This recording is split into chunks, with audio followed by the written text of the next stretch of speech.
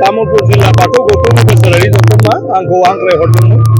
बे समाव फैबाय मोनसे धोरोमारि फसंथान आरो धोरोमारि हाबाफारि फैनानै मोजां मोनबाय बयखौबो आसारि दौरि दौसि आरो गासै दैदेनगिरिफोरखौबो आरो बेवहाय बिथांमोननि जथुम्माजों लोगोसे बाथौ सिबिनायनि बेलायावबो बिथांमोना बे हाबाफारिखौ लाफाजोबदों। गतिके मोनसे मोजां जे मानसिया गावनि जिउआव जुदि धोरोमखौ गुदि खालामनानै सोलिलाङोब्ला गासिबो माने जेफोरनिफ्रायनो गावखौ मुक्ति खालामनो हायो बा जायखिजाया आन्दायनाय लामायावबो लामा संनानै मोनो।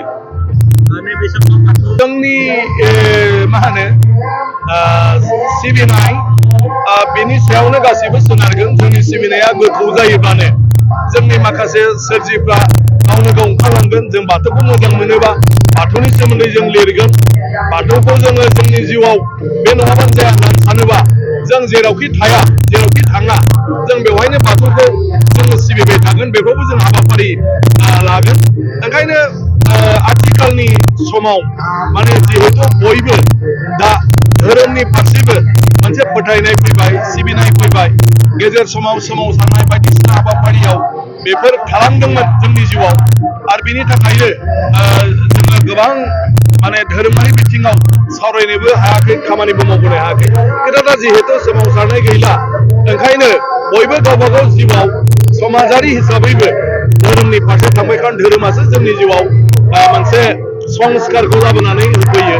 बेजोंसो जों गासैबो गियानखौ मोननो हायो। ओंखायनो दा आथिखालाव बयबो सांग्रां जाबाय। गोरोंफ्राबो जिहेतु धोरोमनि फारसे फोथायनाय फैबाय, सिबिनाय फैबाय। ओंखायनो बियो मुलुगनाङैनो जेरावबो मोनथिजागोन, जेराव जेराव बियो थाङो।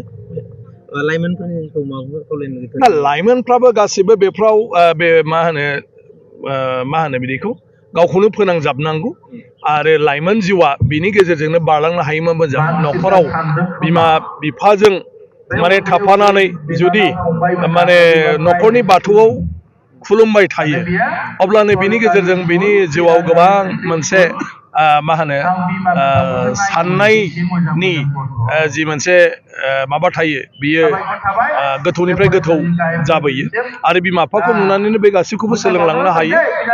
गतिके मानसिनि जिउआव धोरोमारि मोनसे बिथिंनि गेजेरजों फैनांगौ। बे नङा जे धोरोमारि बिथिं माने खालि धोरोमनि आल'सना, धोरोमनि सोमोन्दै गियान, बे नङा।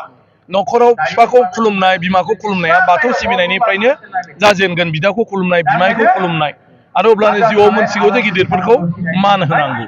आरो बिनि उनाव बायदिसिना समाव बियो गावनो बिख'गोन जे आंहा आनजाद फैदों, आफा आंखौ एसे मोजाङै नायहर, आंखौ एबाराव बुरजा बुरजा नम्बर मोननाय खालाम। बेफोरबायदि बेबो खालामगोन। आं ओरैयाव खालामनो नागिरदों, ओरै थांनो नागिरदों, बे जाहाथे मोजाङै मोजां जायो। बिनि जिउआव बेनो मोनसे सोलायनायखौ लाबोयो आरो गेबें लामाजों आवगायलांनायाव बे मोनसे थुलुंगा होयो आरो।